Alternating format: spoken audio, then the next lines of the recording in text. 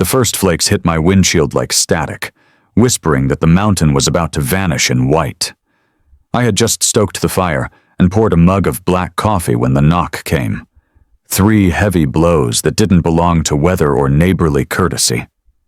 It was the kind of pounding that announces authority or madness.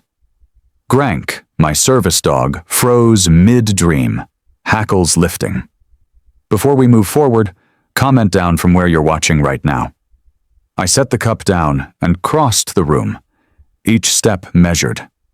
Years in federal forestry work taught me that panic is a waste of breath.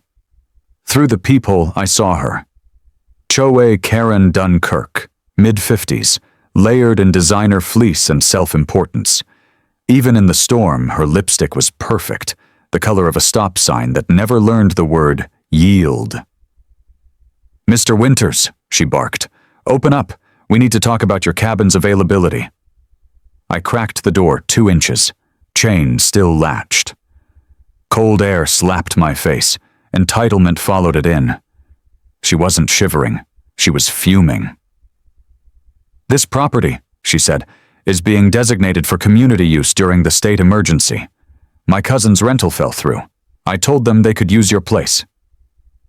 My mind took a second to translate the insanity. "You told them they could use my house?" Her breath came out in frosty clouds. "It's about compassion, Kevin. Roads are closing. People need shelter." I kept my tone even, the way you do when handling a wild animal. "Karen, this isn't your jurisdiction. My deed line ends 100 yards before your HOA begins. You don't have authority here." She blinked as if the word authority was hers by patent. "You can't just hide up here and ignore community directives?" "I can, when the directives are illegal." Grank let out a low rumble that vibrated through the floorboards. "Control your beast," she snapped. "He's better at judging character than I am." Her eyes narrowed to gun slits. "You'll regret this. When the storm clears, the board will deal with you." I shut the door on her outrage and stood listening to the wind swallow her footsteps. The quiet afterward felt loaded, the way air feels before lightning. I moved through the cabin checking locks, windows, the generator switch.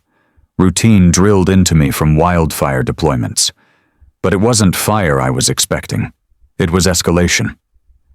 Through the curtain I caught her headlights still idling at the curve of my drive. She wasn't leaving. The silhouette of her SUV glowed red in the snow like a wound refusing to clot. Minutes passed, then a figure stepped out, hooded, phone up, filming. They trudged to my mailbox and started zip-tying a laminated sign to the post. I pulled on my coat and opened the door enough for my voice to cut the wind. "Private road, private residence, remove it." The figure startled. "Mrs. Dunkirk said this is a designated shelter." "Mrs. Dunkirk's wrong. Take it off or you're trespassing." They hesitated, yanked the sign free, and disappeared into the white. I watched the taillights fade, then peeled a second sign taped to the backside of the post, emergency shelter, Black Pine Estates, her calling card of control. I fed it to the stove. Paper curled, ink blistered, and the flames hissed like satisfaction. But peace wouldn't last. People like HOA Karen don't retreat. They regroup. By dawn, the storm had teeth.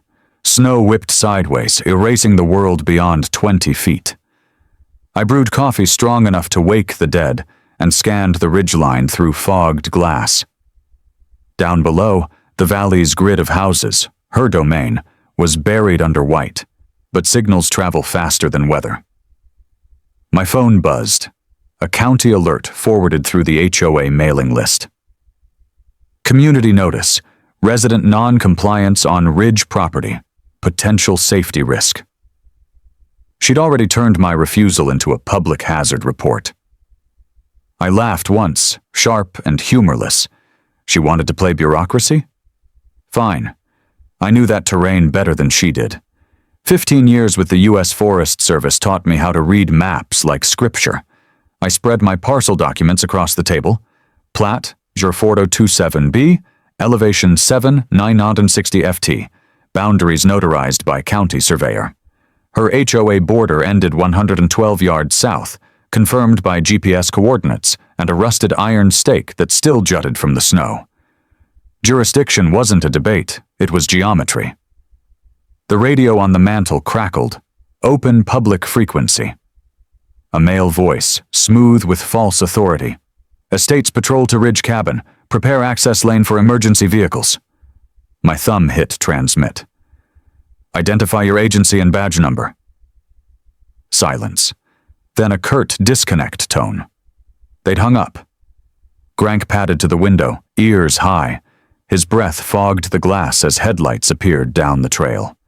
3 SUVs, nose to tail. Tires chained, crawling toward my unplowed drive. Karen was leading her cavalry. I stepped onto the porch, parka zipped, hands visible, stance squared.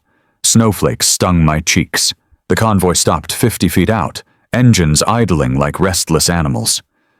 Doors opened. Out stepped Karen with a clipboard and 3 of her loyalists dressed in matching safety and aesthetics committee vests, as if reflective nylon granted police powers. "Kevin," she called, voice straining to sound official. "We're conducting a welfare inspection under Community Code 4B, Hazard Mitigation." "You're trespassing under State Statute 12407, I replied. "Private land, no easement, no jurisdiction." Her smile was the brittle kind people wear before lawsuits. "This is for everyone's safety. Refusal to cooperate will be documented." "Document away," I said. She trudged closer, clipboard clutched like a weapon. The others fanned out, phones raised to film. One man stepped onto my bottom stair. Grank's growl rolled through the wood. "Back up," I warned. "That's your second trespass." He didn't move. Then nature intervened. The wind tore the clipboard from her grip, scattering papers like white birds. The man lunged, slipped on ice, and pitched forward. I caught his sleeve before he cracked his skull against the rail. For a breath we were suspended, his weight, my balance, the storm around us. Then I hauled him upright. "You're welcome," I said. Karen's face twisted. "You assaulted him." "Saved him," I corrected. "Assault's what happens when you keep pushing." Her jaw flexed. "You'll regret this," she hissed again, as if repetition made it prophecy. "Launch the drone." I laughed. "You fly anything over my line, I'll drop it and invoice you for debris removal." For a moment only the storm spoke. Then she snapped, "Gather up. We'll handle this legally." That word legally hit like a warning shot. She would twist the law, not break it. Weaponize systems, not fists. That was her art form. They left, engines grinding back down the slope. I watched their taillights fade, the same red ghosts as the night before. Inside, Grank circled his rug but didn't lie down. He felt what I felt. The stillness before the next move. The coffee on the table had gone cold. I poured it out, stared into the snow and whispered to no one. Round 1. The cabin creaked under the wind's weight, but its bones held, same as mine. And somewhere below, HOA Karen was dialing again. The blizzard outside roared like an ocean swallowing the ridge, but inside the cabin everything was measured, controlled, mine. The smell of burning pine, the faint metallic click of the generator stabilizing, the steady breathing of Grank beside the stove. Most people crave peace until they get it. Then they learn peace comes with echoes, memories that never fully thaw. Before this cabin, before the ridge, I lived a life built on precision and hierarchy. I'd spent 15 years as a federal operations officer with the U.S. Forest Service, land management, wildfire logistics, and emergency coordination across 3 states. I'd seen more panic than most city cops see in a lifetime. Men frozen on ridge lines as firestorms leapt valleys, bureaucrats arguing over chains of command while flames chewed timber older than history. Out there, hesitation killed. Authority wasn't a title, it was a muscle. You either flexed it or you were overrun. That life hardens you in ways civilians never see. You start measuring people the way you measure storms, pressure systems of arrogance, temperature gradients of deceit. HOA Karen Dunkirk fit the pattern perfectly. A slow-building front of entitlement, pretending to care, always angling for control. I recognized her type before she ever stepped on my porch. People like her didn't just want compliance, they wanted conversion. When I first came to Black Pine Ridge 5 years ago, I'd driven straight from a federal contract in Utah, still wearing my agency parka. The mountain had been quiet then. Raw, beautiful, untouched by Karen's kind of organization.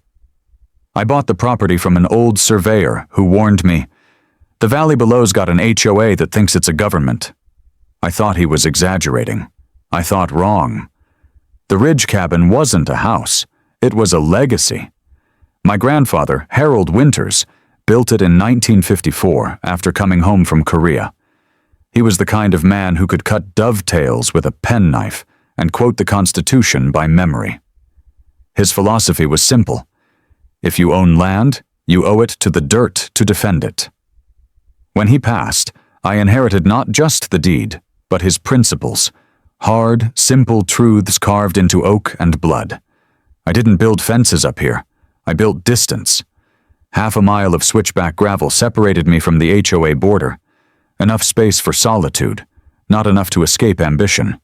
From my porch, I could see the polished roofs of their houses glinting below like tin badges of conformity. Black Pine Estates had everything I left federal work to avoid: committees, politics, back-channel favoritism. Karen rose through their ranks fast. Mid-50s, no kids, twice divorced, and always running some beautification initiative that ended up expanding her power. Her HOA wasn't just about lawns and mailboxes. It was a cult of control. She used community safety as a sword, aesthetics as a leash, and emergency protocol as armor.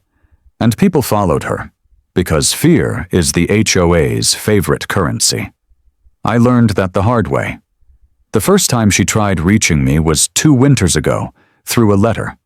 Official letterhead, gold crest, words like compliance and civic responsibility. She claimed my cabin's exterior light projected onto shared community airspace. I sent the letter back stamped in red. Property outside show jurisdiction. See county map. 4027B. That should have been the end. But with Karen, boundaries are invitations. After that, small things began happening. A stranger parked by my driveway, taking pictures for the safety audit. Flyers about neighborhood watch expansion appeared on my mailbox. Then came the first phone call. "Mr. Winters," she said sweetly, "I think you misunderstand. The HOA has extended its protection zone to include Upper Black Pine. You should attend our next board meeting." I laughed then, genuinely laughed.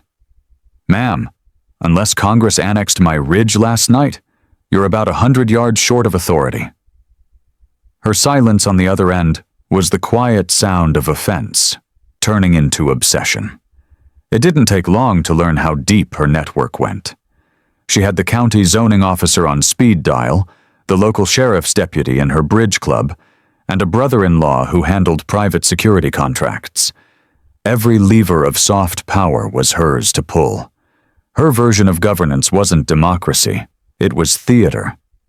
And every play she staged had a villain. I was the newest cast member. People in the valley whispered her name like a rumor. Karen Dunkirk, the woman who'd fined a veteran for displaying his American flag too high. The woman who'd ordered a neighbor's oak tree cut down because its shadow crossed a property line. The woman who rewrote the HOA bylaws to include extended zones of visual influence, a phrase so vague it might as well have been divine right. But up here on the ridge, law still mattered. Real law, federal, county, state, the kind written in codes, not committees.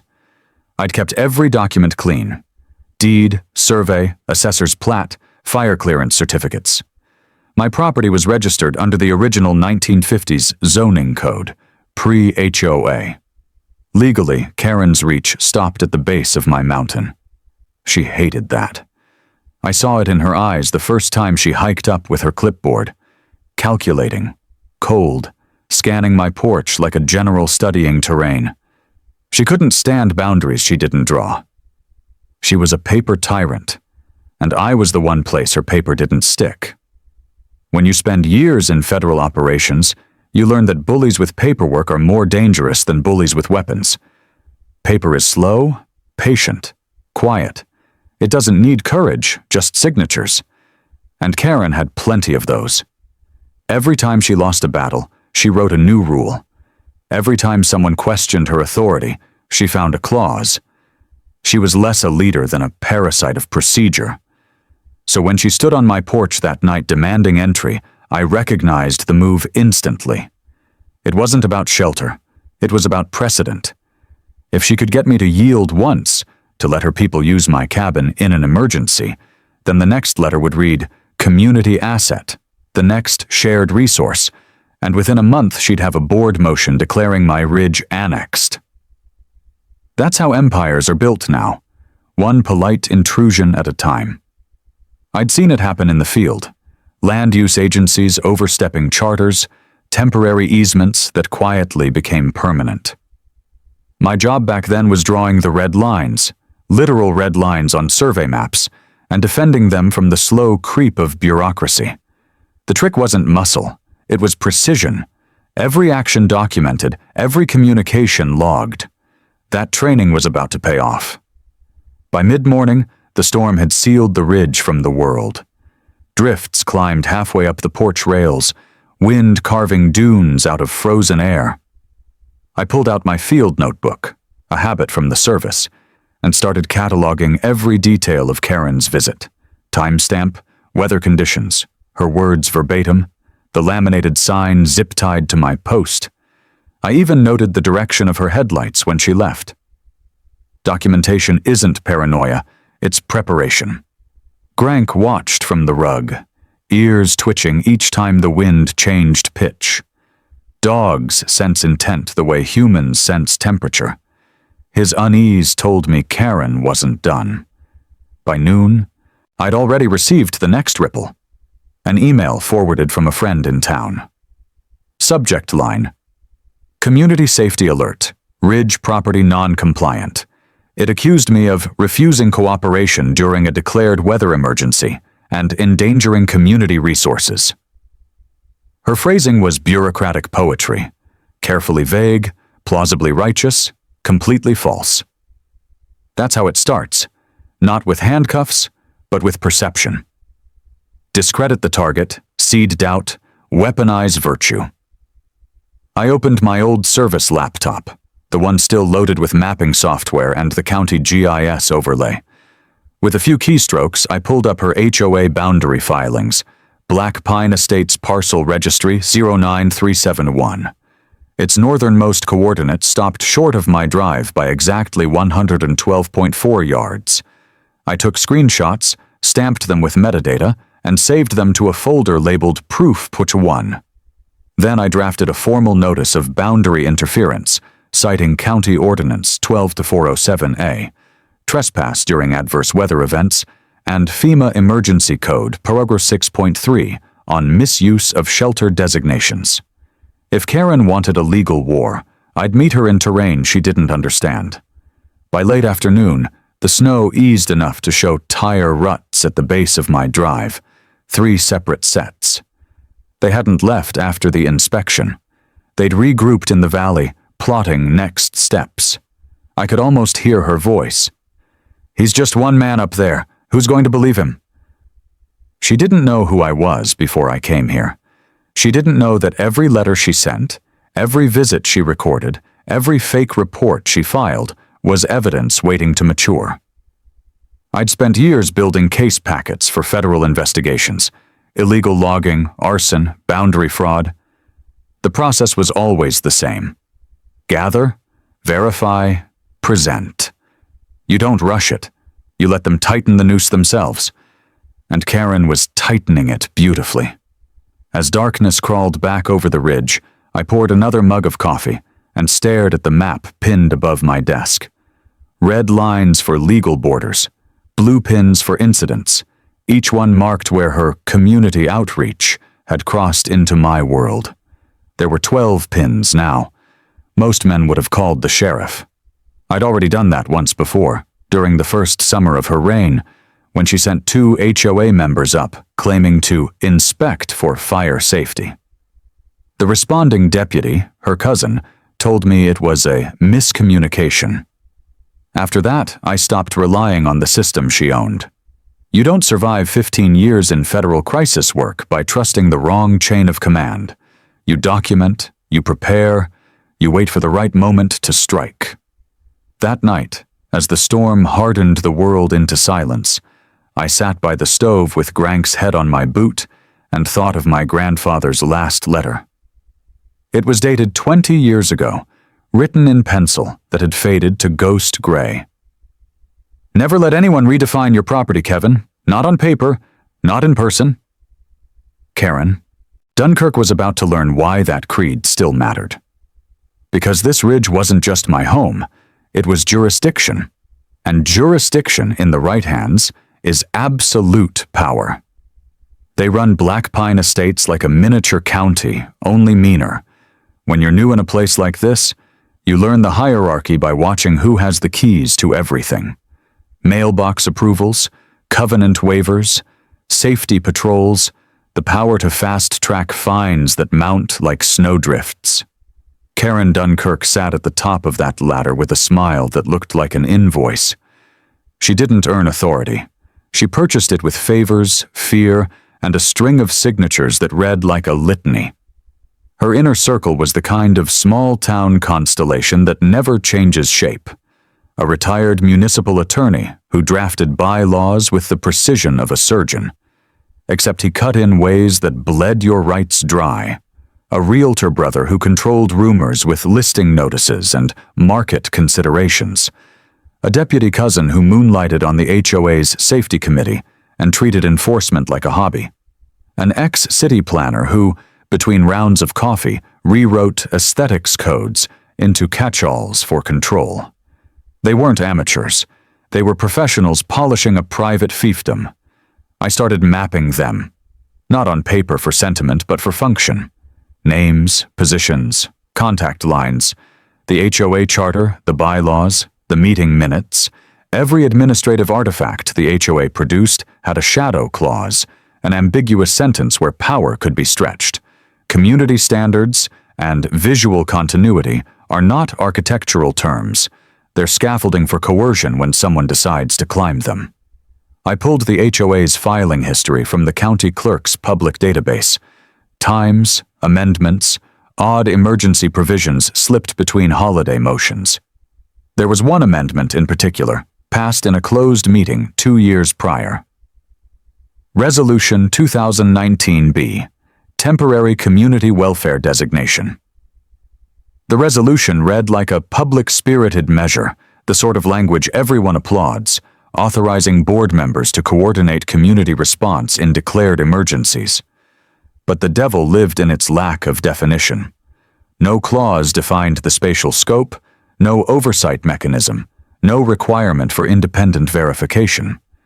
It was a blank check. The retired lawyer, Mr. Hargrove, liked to say in meetings that bylaws were living documents. What he meant was that they live forever, growing horns in the dark. Karen mastered horn growing. She weaponized that resolution repeatedly, declaring temporary welfare zones during storms, then citing them in letters that looked official enough to make people flinch. She'd built a paper moat around power and learned how to make the county step over it. Power runs on incentives, and Karen's was simple. If you helped her, she made sure your property concerns were never noticed. The realtor brother got priority referrals from the management company. The deputy cousin received community policing contracts. The ex-planner had his freelance fees covered under safety audits. The committee's volunteer roles were paid in a currency more valuable than cash. Lines of influence, favors granted, a clear path to town-level sway. The quid pro quo was legally gray and morally toxic. There were examples. Mrs. Calloway, a retired teacher, was fined $1,200 for excessive wildlife attractants after she hung a bird feeder a foot too close to her property line. It began with a petty note in a meeting, visual risk, then escalated to a fine notice that hurt her fixed income. The Miller family, fresh to the valley, had a solar panel application stalled for months until the realtor whispered that compliance would look better if they donated to the HOA's Regional Beautification Fund. Small things, you'd think. Not until you notice the pattern. A committee that polices not safety but control, that turns civic rituals into extortion. The HOA itself blurred legal lines. On paper, it was an association. In practice, it acted like a municipal agency with no public accountability. The board meetings are a theater of consent. The agenda circulates with coded words: compliance review, community safety initiatives, volunteer patrols. Then the minutes are typed to be vague enough for plausible deniability. Karen presided, gaveling in motion after motion, and the motions became precedent. When something needs justification, Karen produced a precedent. When precedent wasn't enough, she wrote one. I dug deeper. Using my county taxpayer access and a few background checks, tools I'd learned to use as a Forest Service officer to verify contractors and crews, I pulled property transaction histories. That's when another thread showed itself. A pattern of absentee owner exploitation. Houses with owners out of state were flagged in her group chats and marked as vulnerable. Those addresses had, funny enough, an uptick in voluntary usage requests during holidays and storms. When you chart it, the dots draw a line to a business model. Temporary sheltering turned into under-the-table rentals. It's not just casual neighborliness, it's commodified crisis. Remember the agency voice I used earlier on the CB? Those weren't my jokes. The group chat I later recovered, an ugly cluster of messages with Karen at the center, had explicit pricing for ridge access, instructions for, if owner present, act like welfare check, and even a list of preferred crew members who could secure properties. These weren't idle messages. They read like a manual for exploitation when the weather made law enforcement more likely to justify entry. The tone was casual because criminality is often casual in private, where consequence is a rumor and not a law. My attention went to the management company that handled HOA operations. On paper, they were a neutral contractor, administrative support, invoicing, meeting logistics. In practice, they were enablers. The property manager took direction from Karen more often than from the board as a whole, and every invoice from the management firm carried a little line item labeled Community Outreach Materials. Outreach became signage, which became designation, which became a paper trail for force. The system resembled a snowball rolling down a slope. Small at first, but gathering speed. That's how institutional capture happens. You don't need men in uniform to seize control if you have people who can manufacture consensus and people who can manufacture paperwork. With a few well-timed motions and a dozen sympathetic signatures, you can create an administrative reality that looks unassailable. Then, when you need to enforce it, you point to the paperwork and claim righteousness. Karen was an artisan at this, calm, methodical, and utterly ruthless. I cataloged case after case. A family forced to remove a wheelchair ramp on the false pretext of architectural inconsistency until the town inspector intervened. A veteran fined for leaving a flag up one day over schedule. A gardener threatened with foreclosure notice over an unapproved shed, despite having building permits from the county. Each event alone could be brushed off as oversight. Together they read as a campaign, a system of attrition meant to make residents compliant or bankrupt. The sheriff's department had gotten comfortable on the edges of this machine. That deputy cousin of Karen's, Riley Dunbar, was good at optics. You could put him in a photo and the public would think, law? But optics aren't law. He had a habit of showing up for HOA calls with a friendly smile and a notebook, a presence that gave Karen's actions a veneer of authority that was easy for the board to mistake for legal backing. A presence at the right time can tilt perception, and perception is often the seed of action. The more I looked, the more obvious it became. The HOA's power wasn't just structural, it was psychological. Karen's brand was fear. She practiced it like a discipline. She knew exactly how far to push a neighbor before compliance turned into capitulation. She scanned vulnerabilities, age, health, finances, and applied pressure in the softest, deadliest ways. The people she targeted rarely fought back. Fear eats organization. The frightened fold into behaviors she rewarded. That's how she kept her chair. My job now wasn't just to defend a line on a map. It was to expose the engine that let her get that far. I needed to trace the money, the messages, the legal paper that made cruelty look like community care. That meant pulling records, interviewing quietly, preserving digital logs, and, most importantly, staying one step ahead of the scripts she used. It also meant knowing where to pressure the system, so the pressure didn't snap me. The retention hook is simple. I found something else, an internal memo with a timestamp that would not age well. It was a draft titled Ridge Strategy Holiday Storm Deployment, circulated to Karen's inner circle 6 days before the blizzard. It included a list of addresses marked Opportunity, instructions on staging shelter supplies, and a note, coordinate code language for 4B to justify emergency access. The memo was unsigned at first glance, but the metadata told the story.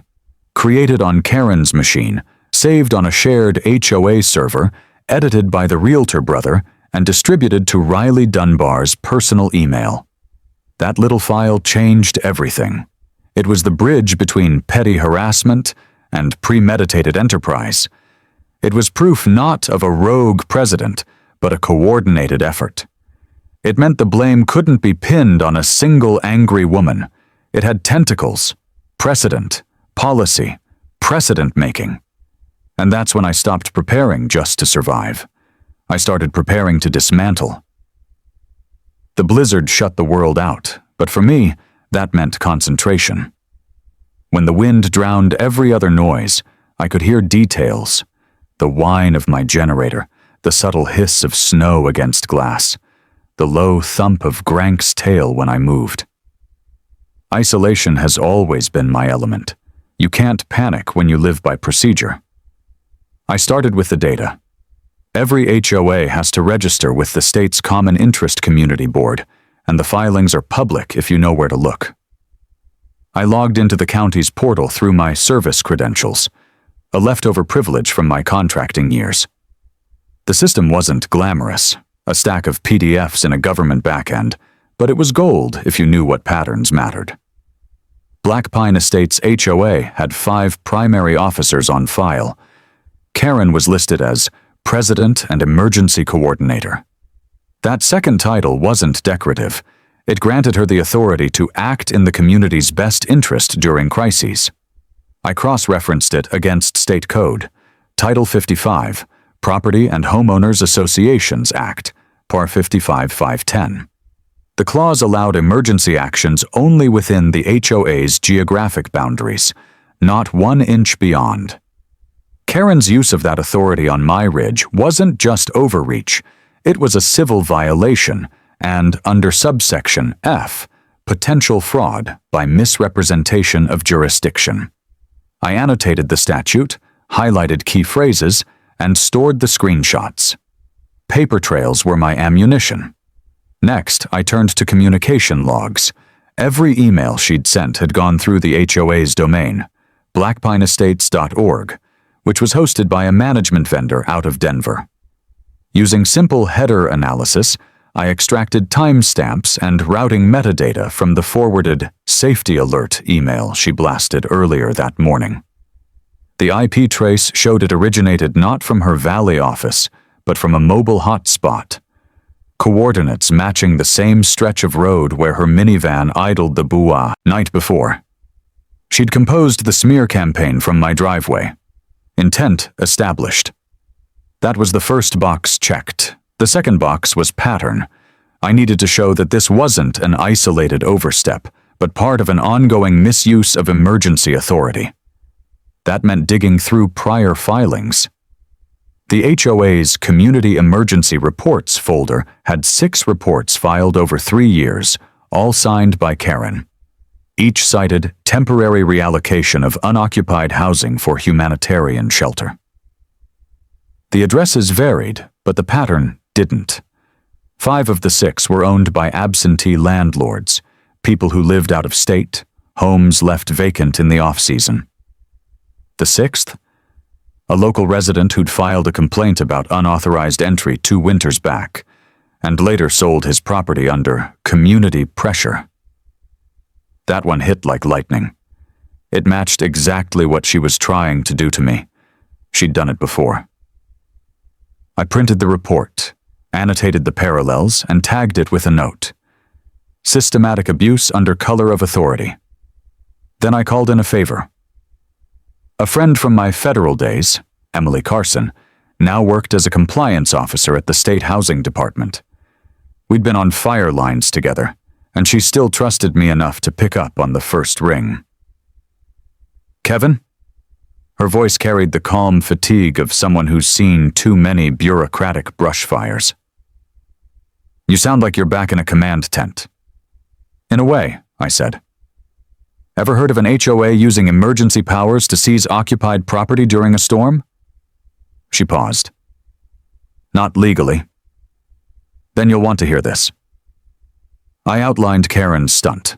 Her arrival, the false emergency designation, the harassment chain. Emily listened without interrupting. When I mentioned the emails, she said, "That's misrepresentation of authority, Title 18134. If she invoked public emergency status, that crosses into fraudulent impersonation of a public officer." I smiled for the first time in hours. Federal? State felony, she replied. But if she used interstate communications, emails through Denver's servers, it opens federal wire fraud under 18 U.S.C. 1343. Get me her correspondence. I'll flag it. We hung up with the kind of mutual silence only professionals understand. Each knowing the other would move without needing assurance. Documentation turned into escalation. I started building a binder, digital and physical. Section 1, Statutory Framework. Section 2, Jurisdiction Maps. Section 3, Incident Chronology. Section 4, Photographic Evidence. Every folder labeled, cross-referenced, time-stamped. The next layer was technical defense. I wanted independent verification that my land sat outside the HOA boundary. So I pulled the county GIS shapefile and plotted coordinates using my laptop's offline mapping tool. The red polygon representing the HOA stopped cleanly at the ridge base. My parcel sat above it, isolated, untouchable. I exported the map as a geo-referenced PDF with coordinate stamps. If the sheriff came back, I'd hand them proof the county couldn't ignore. Grank watched me from the window, ears tilted to the storm. I think he sensed the rhythm of my work. Dogs always do. They can tell when you're preparing for something bigger than weather. By evening, my binder was ready enough to hand to a prosecutor. But I wasn't done. Karen's game was psychological as much as legal. She thrived on uncertainty, on people's fear that maybe she did have the authority she claimed. I was about to take that illusion away. I composed a certified letter, dry, formal, lethal in its precision. 2. Ms. Karen Dunkirk, President, Black Pine Estates HOA. From Kevin J. Winters, property owner, parcel 41R, Black Pine Ridge. Subject, formal cease and desist. Boundary misrepresentation and unauthorized emergency designation. I cited statutes line by line. Title 55-510, Title 18-134, FEMA 6.3. Each clause laid a brick in a wall she couldn't climb. I ended it with, any further attempt to declare or imply authority over Parcel 41R will constitute deliberate fraud under state and federal law. This letter serves as pre-litigation notice. I printed it, signed in black ink, scanned, and scheduled delivery through certified mail, the paper equivalent of a loaded chamber. But preparation wasn't enough. I needed redundancy. So I mirrored my evidence to an encrypted drive and emailed copies to Emily and to a friend in the county assessor's office. Subject line, potential HOA overreach investigation. If anything happened to me, or to my cabin, the record would live on in multiple inboxes with government timestamps. That night, the generator hummed steady. I brewed coffee black as ordnance print and reviewed the footage from my cameras. Nothing moved but snow. Still, I narrated my notes aloud for the audio log. Time, conditions, visible landmarks. Habit from field operations. Every observation becomes evidence if you frame it correctly. The next morning brought the calm eye of the blizzard. The wind eased, the clouds thinned, and the world turned into a blinding sheet of white. That's when the first notification hit my phone. HOA newsletter, 23. Community solidarity during emergencies. Karen's statement led with, certain residents have failed to cooperate with safety protocols, endangering our shared environment. The message included a link to Community Policy 2019B Addendum. I opened it and felt my jaw tighten. She'd edited the original resolution, post-dated the document, added a new paragraph claiming temporary jurisdictional extension during emergencies, affecting contiguous properties. Forgery. Plain and simple. She'd doctored a public record and distributed it as policy. That crossed the final line. I downloaded the file, extracted metadata again, created timestamp 07:42 a.m. today, modified by user kdunkirkblackpineestates.org. That was tampering with an official document, 18 U.S.C. 1519, if anyone cared to prosecute. And they would. I compiled a new folder, Fraudulent Amendment Evidence. Inside, the PDF, metadata screenshot, digital signature verification failure notice, and a side-by-side comparison with the original archive version I'd downloaded the night before. The contrast was surgical. She added 16 words that transformed her wish into law. That's when I realized Karen had made her fatal error. Every federal investigator knows, altering time-stamped records on a registered HOA server isn't just unethical, it's traceable. Server logs are subpoena magnets. I forwarded the bundle to Emily. Her reply came 3 minutes later. Got it. You're sitting on probable cause for criminal misrepresentation. Keep yourself safe. We'll move when roads clear. Safe was relative. By then, the HOA thread was buzzing with chatter about non-compliant neighbors. I knew Karen was prepping another move, probably another inspection under her fabricated addendum. The game was shifting from digital to physical again. I printed the freshest evidence set and sealed it in a weatherproof envelope, taping it beneath the underside of my porch bench. Redundancy on top of redundancy. If the cabin burned, the truth wouldn't. When darkness returned, I stood at the window watching the valley flicker with scattered lights. Somewhere down there, Karen sat surrounded by sycophants drafting her next decree, believing paper could outlast truth. She didn't know I'd already built the case file that would make her bylaws look like confessions. And as the temperature dropped below 10 degrees, I whispered the same words my grandfather used to write in the margins of his old survey notebooks. The map remembers what power forgets. Morning came like a dare. The storm had quieted, but the mountain air felt sharper, the kind that bites your lungs when you breathe too deep. I stepped onto the porch, coffee in hand, Grank at my side.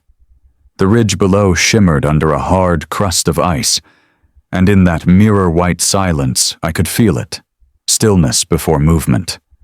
Karen's kind never sleeps long when they lose control.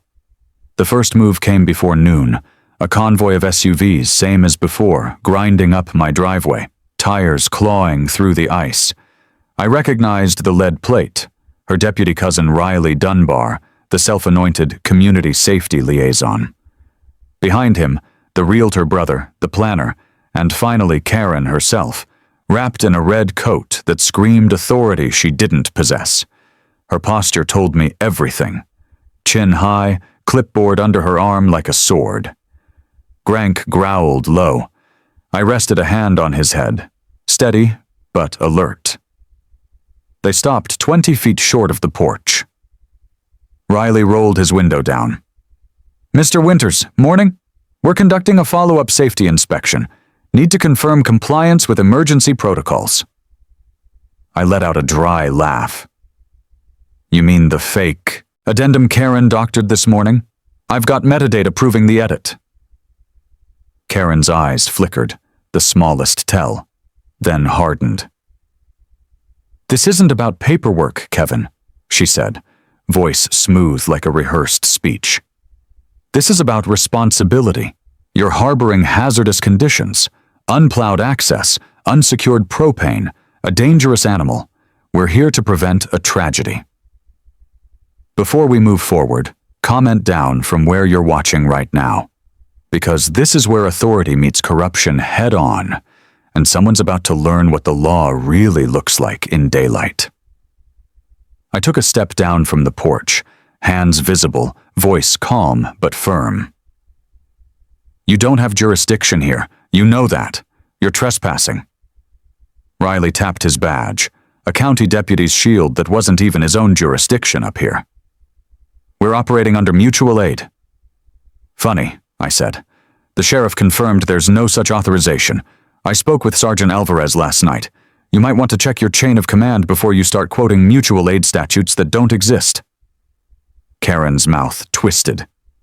"You've made yourself an enemy of this community, Kevin. People talk. They're afraid of you." "Afraid?" I smiled, short and sharp. "They're afraid because you made them that way." She motioned for her group to move forward. "Document everything," she ordered. Cameras came out, phones lifted, recording my cabin like it was a crime scene. I pulled my own phone and started filming too, broadcasting live to the same channel that had gone viral after the last confrontation. "Smile," I said. "You're on public record again." Riley scowled. "You can't just—" "I can, actually. State statute protects citizens filming public officials and quasi-public officers. You step on my property, you become both."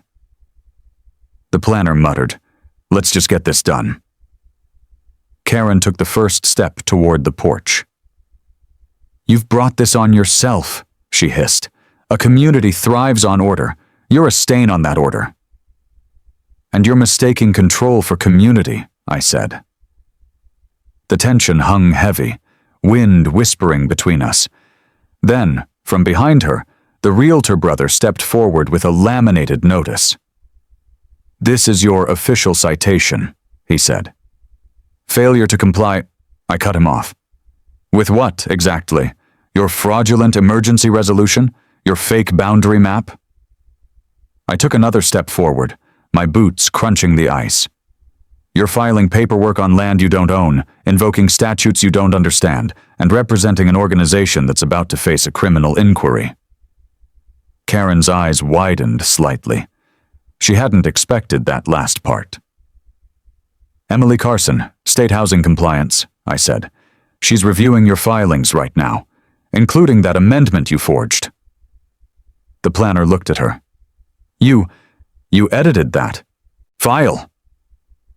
Karen's voice cracked like thin ice. "It was a clarification." "No," I said. "It was evidence tampering." For the first time, her allies looked uncertain. The facade was cracking, and she knew it. Then, as if on cue, the sound of an engine echoed from the ridge. Another vehicle was approaching, white, government-issued, with a blue seal on the side. The county building compliance office. Right on schedule. Karen spun toward the sound, color draining from her face. "What is that?" I folded my arms. "Back up." The truck stopped beside the convoy, doors opening. Out stepped a tall woman in a tan parka with a clipboard of her own. Emily. Her badge glinted in the pale light. "Morning," she said, scanning the group. "Who's in charge here?" Karen forced a smile. "That would be me. Karen Dunkirk, HOA president. We're conducting a welfare inspection." Emily raised an eyebrow. "Under what legal authority?" Karen hesitated. "Emergency welfare jurisdiction. Resolution 2019B addendum." Emily cut her off. "You mean the document you modified at 7:42 a.m.? We have the edit log." Silence fell like snow. Karen's jaw worked, but no sound came out. Riley took a step back, muttering something under his breath. Emily turned to me. "Mr. Winters, thank you for your documentation. I've confirmed your property's jurisdiction. It's entirely outside the HOA boundary. You're in full legal standing." Then to Karen, "You've exceeded your authority. Any further action today could constitute unlawful trespass and misrepresentation under both county and state law." Karen's composure shattered.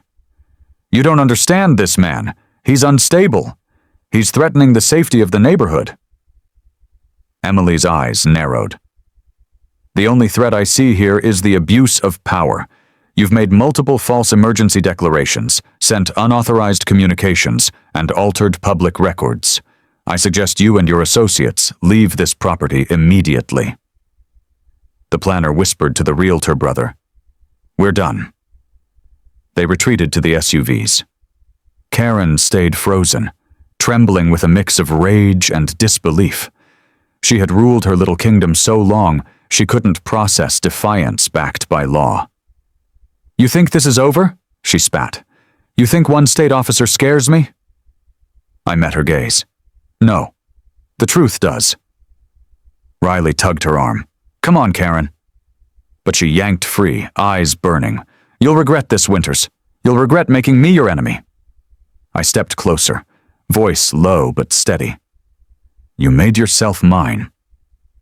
She turned and stomped toward her SUV, slipping once on the ice, catching herself before falling.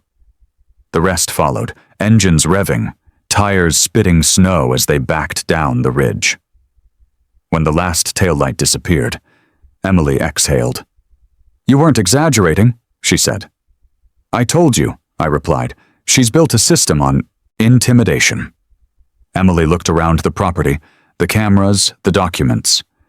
"Then it's time to dismantle it." That night, I filed an official complaint with the state attorney's office. Emily attached her field report.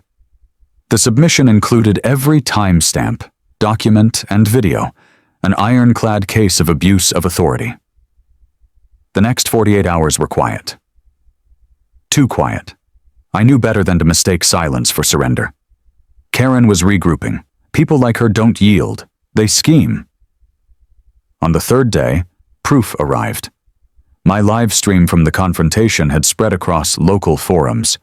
Comments flooded in, neighbors describing similar experiences, fines without cause, inspections without notice, threats disguised as community care. Karen's empire was cracking under the weight of its own pattern, but she wasn't finished. A new rumor appeared online, a smear claiming I'd brandished a weapon during the inspection. It spread fast, courtesy of the same anonymous HOA accounts she used before. Emily called me. "She's desperate," she said. "Don't engage. The more she lies, the deeper she digs herself." I followed her advice, but I didn't stay idle. I sent every false post to a digital forensics contact I knew at the state cybercrime unit.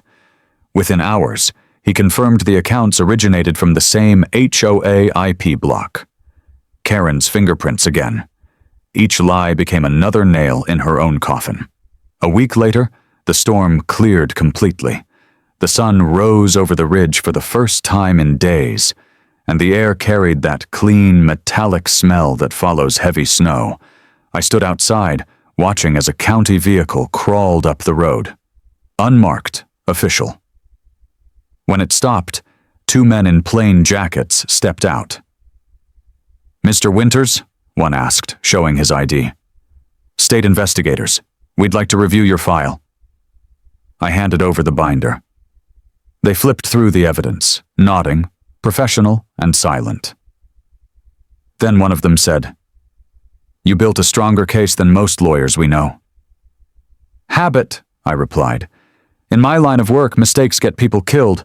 Paperwork's the same. You do it right the first time."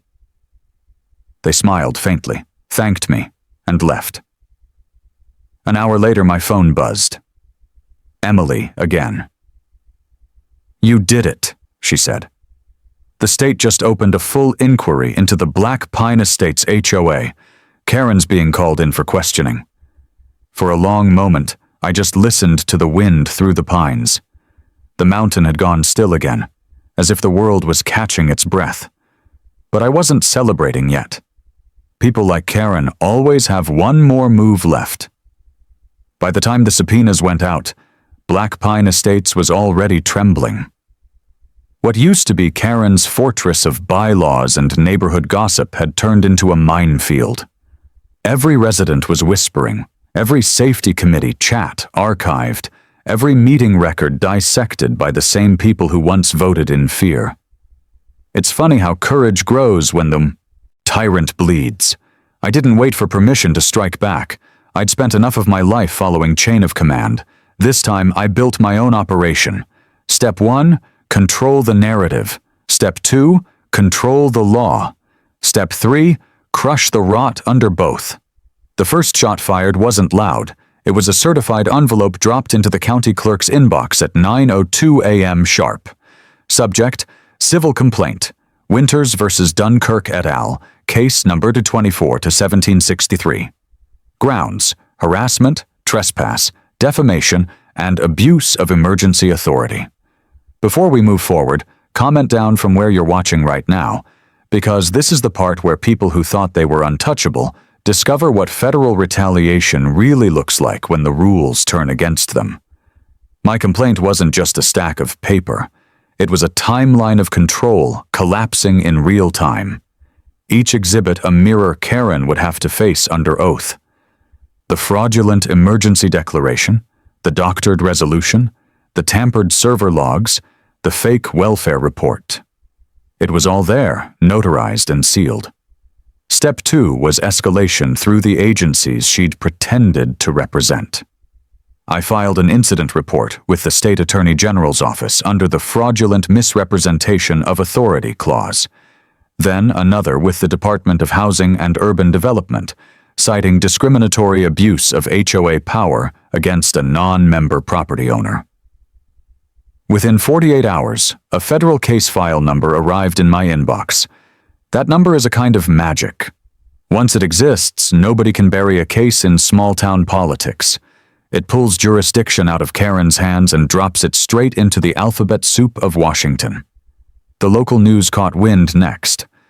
Someone had leaked the live stream to a regional reporter, a former Marine named Dalton Price, who'd made a name exposing county-level corruption.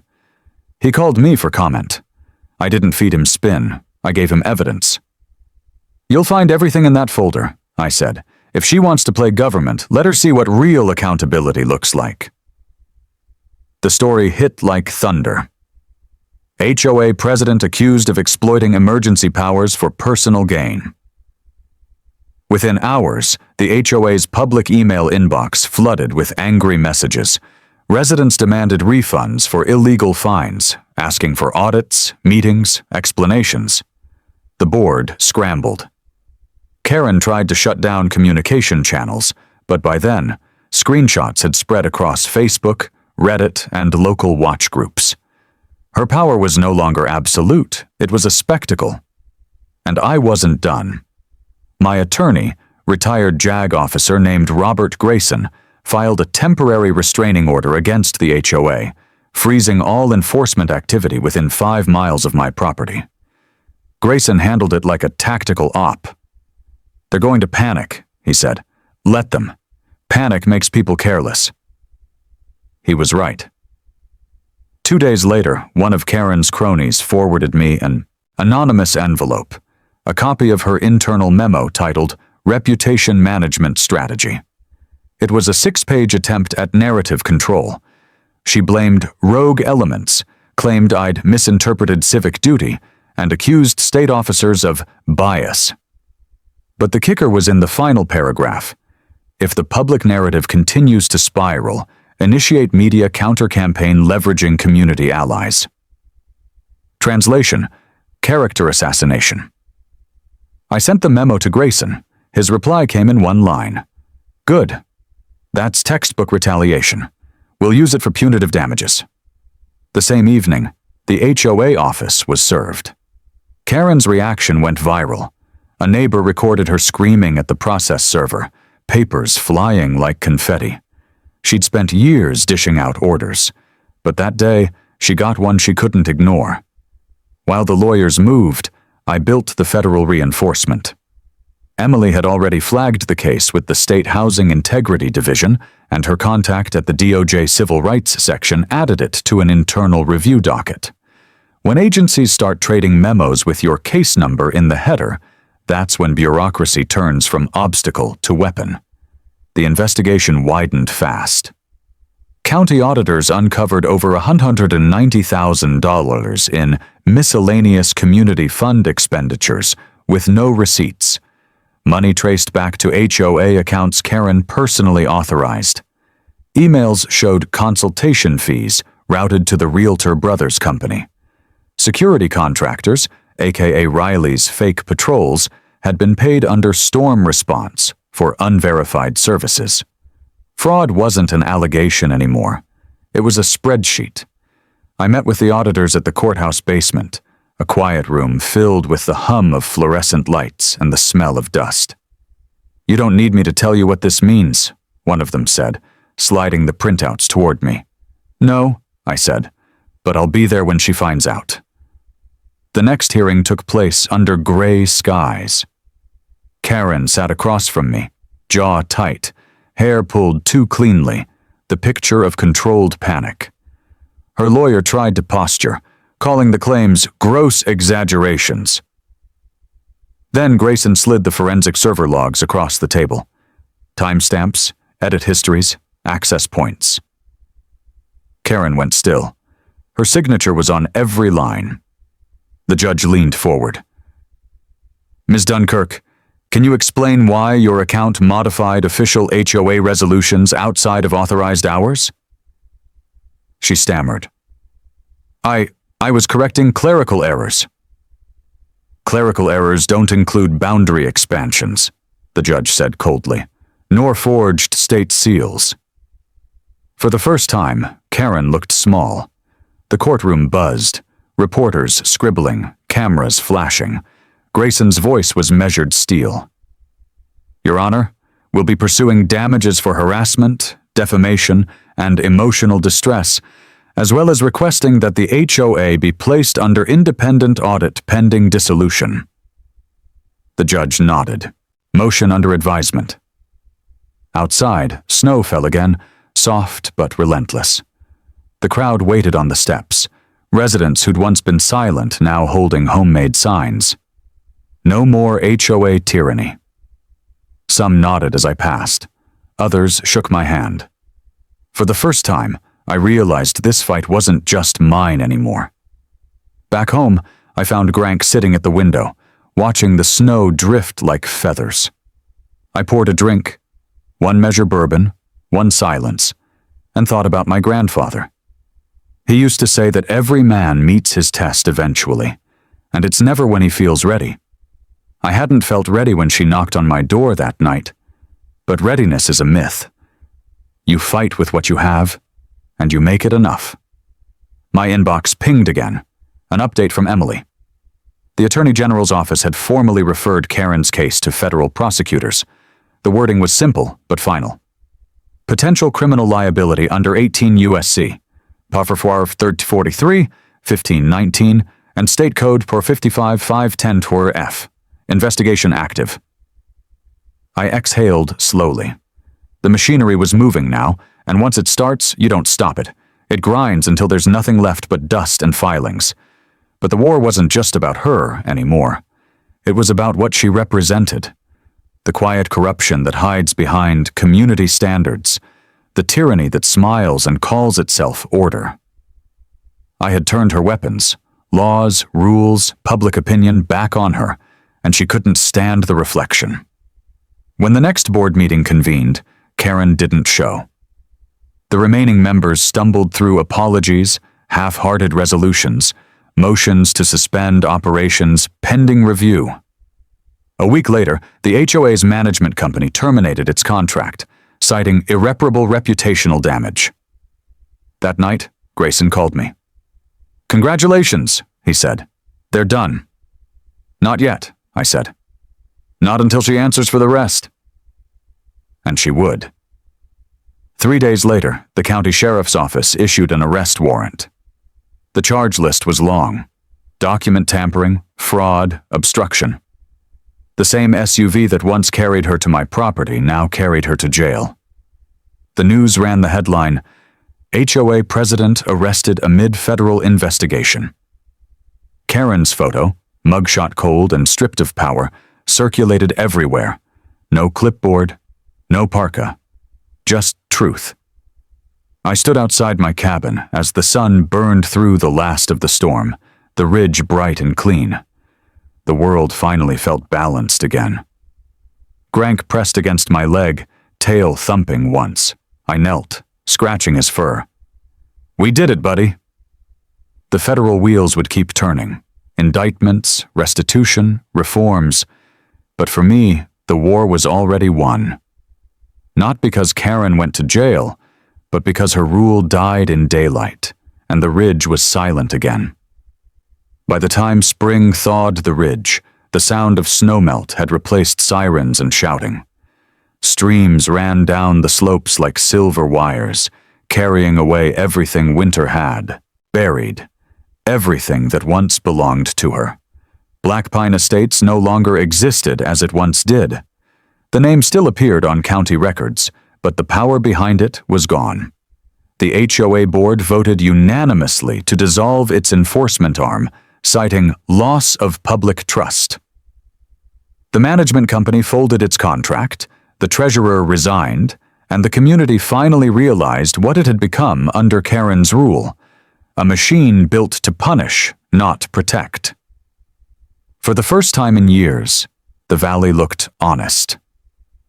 Karen Dunkirk didn't attend the dissolution hearing. She couldn't. She was under federal supervision pending trial, out on bond but silent, stripped of her titles, her reputation, and her false authority. Her attorney tried to spin it as administrative misunderstanding, but that line collapsed the moment the DOJ released its findings. The evidence was overwhelming: the fake emergency resolutions, the altered documents, the fraudulent payments. She hadn't just abused power, she'd sold it. Before we move forward, comment down from where you're watching right now, because this is the part most people never see. What justice looks like after the noise fades, when the paper trail finally becomes a noose. The trial lasted 6 days. I didn't go to gloat. I went to watch the system work. Karen sat at the defense table, head down, hands clenched, eyes hollow. The prosecutor, sharp, calm, surgical, walked the jury through every exhibit. My video evidence played on a courtroom monitor: the trespass, the fake shelter sign, the break-in attempt, the lies. Each moment landed like a hammer. When the verdict came, it was swift. Guilty on all counts: fraudulent misrepresentation, document tampering, filing false reports. She didn't look at me when they read it. Maybe she couldn't. Maybe the mirror had finally broken. The judge's final words echoed through the courtroom. Power without accountability isn't governance, it's tyranny. This court will not tolerate tyranny in disguise. 6 years. Suspended property management rights for life. Permanent federal record. That was the law's way of saying, you don't get to rule anyone again. Outside, cameras flashed. Reporters crowded the steps. I said only one thing to them. All I did was tell the truth and refuse to open my door. That line ran in every headline the next day. And maybe it stuck, because it was the opposite of what she'd built her world on. The next week, letters started arriving. Handwritten, some shaky, some in neat script. Residents from Black Pine Estates thanking me for standing up, apologizing for staying quiet. I didn't need their apologies. They were as much her victims as I was. Fear can make good people complicit. It can also teach them when to stop kneeling.